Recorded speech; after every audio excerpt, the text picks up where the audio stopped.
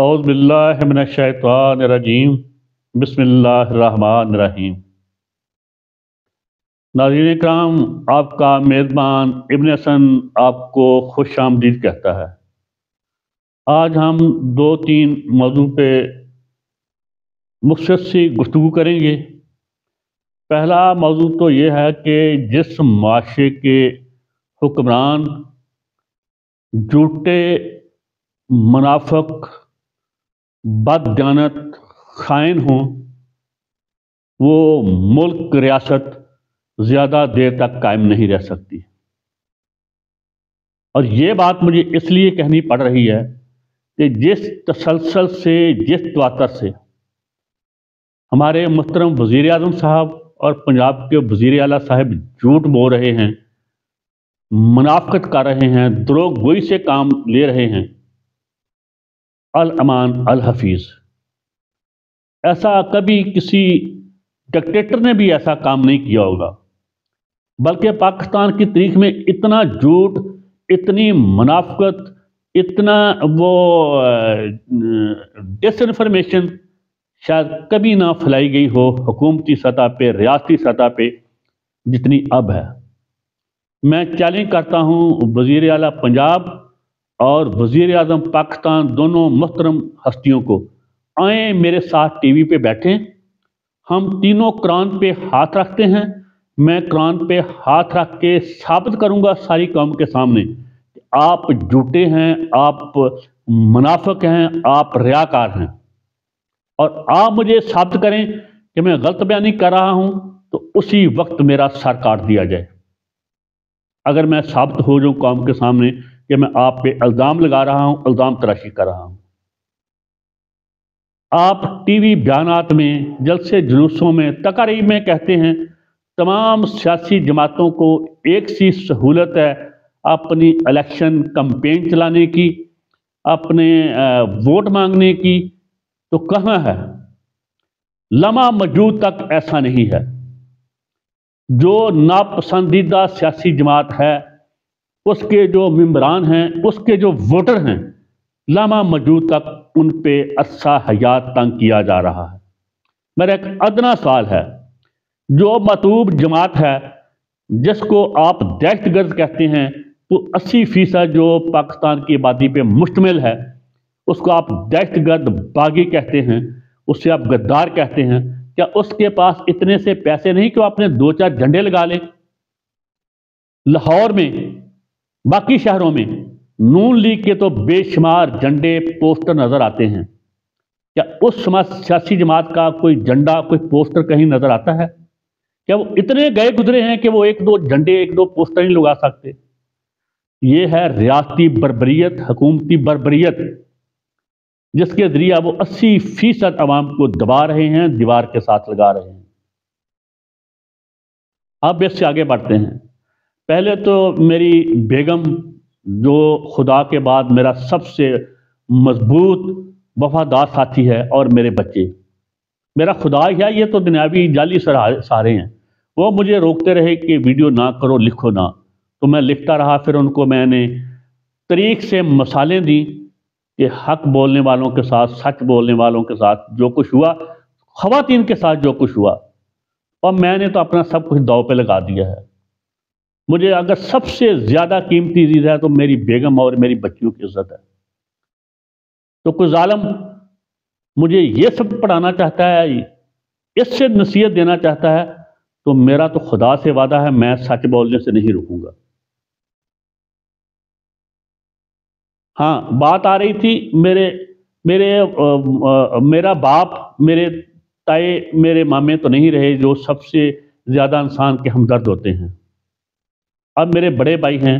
رات کو میرے ایک بڑے بھائی نے، جو میرے سبھی بڑے بھائی رب العزت کی قسم میرے لیے قابل صد احترام ہے، وہ امریکہ سے آئے ہوئے ہیں۔ میرا ان کی دل لگی رہتی ہے، لیکن جو ان کا احترام ہے وہ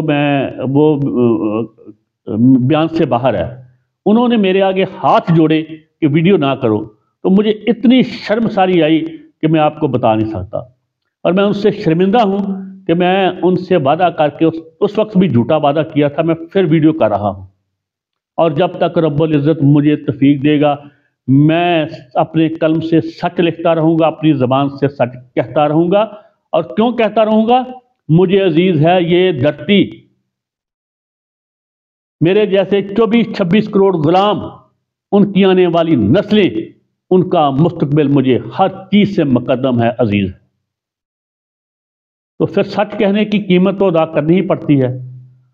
رب العزت مجھے درندوں سے محفوظ فرمائے، آمین. اور ہر حق پرست کو، حق بولنے والے کو محفوظ فرمائے. اگلی بات، عمران خان کے ساتھ کوئی نہیں ہے. عمران خان کو آپ نے جتنا 2 سال میں ظلم کیا، عمران خان کے ساتھ نہیں، قوم کے ساتھ جتنا جھوٹ بولا، جس طرح یہ اس کی حکومت گرائی، جس طرح دوسری حکومت بنائی، جس طرح نواز شریف کو اقتدار پیش کر رہے ہیں، جس طرح نواز شریف کو زبردستی باہر بھیجا گیا. نواز شریف سے میرا ذاتی اختلاف ہے، لیکن یہ میں حلفاً قسماً کہتا ہوں کہ نواز شریف علاج کروانے اپنی مرضی سے لندن نہیں گیا تھا. اسے طاقتوروں نے مجبور کر دیا تھا، اس سے ڈیل کر کے اس کے پاؤں پکڑ کے کہ لندن چلے جاؤ، تو وہ تب گیا تھا. اب بھی اس کے پاؤں پکڑ کے اسے لایا گیا ہے، ہر سہولت دینے کے ساتھ وہ تب آیا ہے. باقی میرا نظریاتی اختلاف اپنی جگہ، سیاسی اختلاف اپنی جگہ، یہ میں آپ کو حقیقت بتا رہا ہوں. اور جنہوں نے نواز شریف کو نکالا تھا وہی عمران خان کو لائے تھے، جنہوں نے عمران خان کو نکالا تھا وہی پی ڈی ایم کو لائے تھے، جنہوں نے پی ڈی ایم سے جان چھڑائی ہے وہی کاکڑ باکڑ کو لائے ہیں، اور جو کاکڑ باکڑ کو لائے ہیں وہی اب پلیٹ میں رکھ کر نواز شریف کو اقتدار پیش کر رہے ہیں. تو میری ہاتھ جوڑ کے گزارش ہے، ایسے گندے کھیل مت کھیلیں، آپ کا سیاست سے کوئی لینا دینا نہیں. جو ملک کا غدار ہے اسے رگڑ دیں، وہ جس بھی صف میں ہو، وہ عسکری صف میں کھڑا ہو یا عسکری صف میں، اس کے ساتھ کوئی روح رات نہیں. لیکن یہ ڈرامے بازیاں بند کریں، ملک کا سوچیں. آگے بڑھتے ہیں.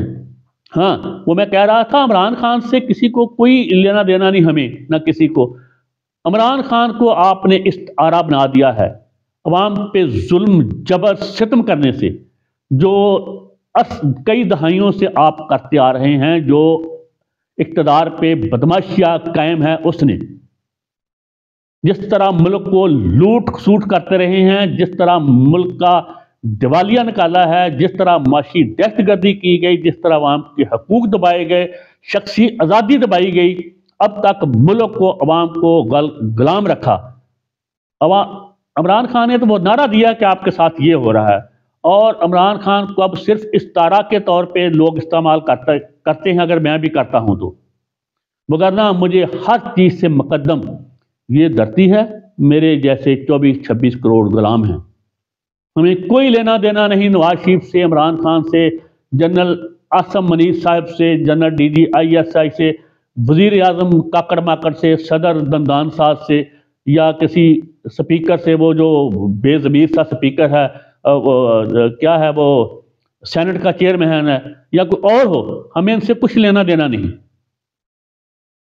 جس طرح آپ کو اپنے ذاتی مفادات عزیز ہیں، اسی طرح ہمیں اپنے بچوں اور آنے والی نسلوں کے مفادات عزیز ہیں. ان کا محفوظ مستقبل، ان کا خوشحال مستقبل، ان کا مضبوط مستقبل، اس دھرتی کا اور ان کا، ہمیں یہ عزیز ہے، اور اس کے لیے ہم تگ و دو کرتے رہیں گے. آگے بڑھتے ہیں. ویسے تو کورٹ کچہری میں روز جھوٹے قرآن اٹھائے جاتے ہیں، اور جج بھی جھوٹا ہوتا ہے، بے غیرت، بے حیا، بے ضمیر، جو گواہ کو کہتا ہے اور مدعی کو کہتا ہے قرآن پہ ہاتھ رکھ کے کہو، جو میں کہوں گا سچ کہوں گا. اور سب سے جھوٹا وہ جج ہوتا ہے جو یہ کہہ رہا ہوتا کہ سچ بولو. اگر یہ جج حرام زادے انسان کے بچے ہوتے تو قرآن پاک تک نوبت ہی کیوں جاتی؟ ہر شخص کو پتا تھا کہ 2 فریقوں میں کون جھوٹا ہے کون سچا ہے. لیکن یہ تو مال پرست ہے، مفاد پرست ہے جج. خیر، وہ تو ایک سلسلہ چل رہا ہے. لیکن جب معاشرے کے رائے عامہ تشکیل دینے والے لوگ، وہ ٹاپ کے وکلاء ہوں، وہ بیوروکریٹ ہوں، وہ جج ہوں، وہ جرنیل ہوں، وہ صحافی ہوں، وہ اساتذہ ہوں، وہ کوئی بھی ہوں، جس طرح ماشاءاللہ اس وقت ایک نام مجھے رہ کے یاد آتا ہے، خارجہ سیکرٹری شمشاد احمد خان صاحب، میرا ان کی تعظیم کے آگے سر نگوں، اور بے شمار جج ہیں، جرنیل ہیں، ہمارے سابقہ آرمی چیف جہانگیر کرامت صاحب، جنرل غلام مصطفیٰ صاحب، جنرل نعیم لودھی صاحب، کیا ہیرے ہیں، کیا شہزادے ہیں، ان کا نام سنتے ہی تعظیم سے سر جھک جاتا ہے۔ اسی طرح اور محکموں میں، اور اب میں نے آج دیکھا ہے کہ راجہ سلمان اکرم جو پاکستان کا چوٹی کا وکیل ہے، اور اس کے علاوہ باقی کے اعتزاز احسن، کیا بات ہے میرے استاد محترم ہیں، اگر یہ اپنے دین امان کے ساتھ کھڑے ہو گئے ہیں اور کہہ رہے ہیں کہ ظلم ہو رہا ہے، جبر ہو رہا ہے، اور یہ قرآن پاک اٹھانے تک چلے گئے ہیں، اور یہ قرآن پاک کے حلف دے رہے ہیں کہ ہم فلاں شخص کے ساتھ، فلاں پارٹی کے ساتھ بے غرض بے لالچ کھڑے رہیں گے، کسی مقصد کے لیے، کسی نظریہ کے لیے۔ اور اس سے بھی بڑی بات، اب الیکشن لڑنے والے امیدوار وہ لیڈ نہیں کر رہے عوام کو، 80% عوام اپنے لیڈروں کو لیڈ کر رہی ہے، وہ ان سے قرآن پہ حلف لے رہی ہے کہ جس شخص کے نام پہ ہم آپ کو ووٹ دے رہے ہیں اسی شخص کے ساتھ کھڑے رکھو گے، اسی پارٹی کے ساتھ کھڑے رکھو گے۔ اب وہ وقت گزر گیا جب آپ پرانی شراب کو نئی بوتل میں، نئی پیکنگ میں پیش کرتے تھے۔ رب العزت کی قسم، وہ وقت گزر چکا۔ اب آپ اسی 50، 60، 70 کی دہائی میں رہ رہے ہیں۔ ووٹر تو 2024 کیا 2050 کی دہائی سے بھی آگے نکل چکا ہے۔ آپ کی سمجھ سے بالا تر ہے جو کچھ ہو رہا ہے۔ اگر کسی کو احساس ہے اس ملک اور ریاست کو بچانے کا، اس ملک کو تو انشاءاللہ وہ جو کہتے ہیں قیامت تک کچھ نہیں ہوگا، وہ جھوٹ بولتے ہیں۔ ابدیت تو خدا کو اصل ہے۔ اس جغرافیہ کو کچھ نہیں ہوگا، اس کی کوئی گاچی تو نکال کے نہیں یہاں سے لے جا سکتا کہیں بھی۔ یہ ہزاروں سالوں سے یہاں ہے، یہی رہے گا یہ جغرافیہ۔ تو اگر آپ اپنے انجام بد سے بچنا چاہتے ہیں تو خدا کے واسطے اپنی سوچ تبدیل کریں، اپنی فکر تبدیل کریں، اپنا رویہ تبدیل کریں۔ یہ نیتن یاہو کی طرح، نیتن یاہو کر رہا ہے، یہ ہمارا ہمسائے والا جو صہیونی حکمران ہے مودی، وہ بھی میرے مقبوضہ کشمیر کے مسلمانوں پہ وہ ظلم و ستم نہیں کر رہا جو نیتن یاہو کے بعد پاکستان پہ قابض صہیونی گروہ ہمارے ساتھ کر رہا ہے۔ جو ظلم، جو بربریت، جو چوری چکاری لوٹ مار ہو رہی ہے، اس سے تائب ہو جائیں۔ میں کسی ایک شخص کو نہیں کہہ رہا، پورے گروہ کو کہہ رہا ہوں جو دہائیوں سے ناجائز طور پہ ہم پہ قابض ہے، غاصب ہے۔ اب بھی توبہ کر جائیں۔ توبہ کا دروازہ اللہ نے کھلا رکھا ہے۔ وہ ہمارے قاضی القضاء صاحب نے بھی فرمایا ہے، جو پیدائشی طور پہ ماشاءاللہ قاضی بھی ہیں، عیسیٰ بھی ہیں، فائز بھی ہیں۔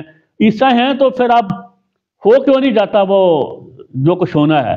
عیسیٰ کا تو ہمیں انتظار تھا، عیسیٰ بھی آ چکا۔ اب بھی ہماری وہ شامت اعمال کیوں نہیں جا رہے عیسیٰ صاحب؟ کیا آپ عیسیٰ کہیں 2 نمبر تو نہیں؟ تو میں رب العزت کی رحمت سے ناامید نہیں ہوں۔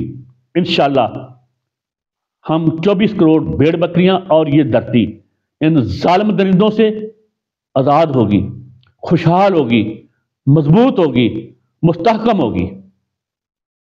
یہ ملک دنیا کے صف اول کے ملکوں میں ہوگا۔ یہ قوم ترقی یافتہ قوم ہوگی، یہ ریاست فلاحی ریاست ہوگی انشاءاللہ العزیز۔ اس کے ساتھ یہ یاد، پاکستان زندہ باد، بدماشیہ مردہ باد۔ اللہ حافظ۔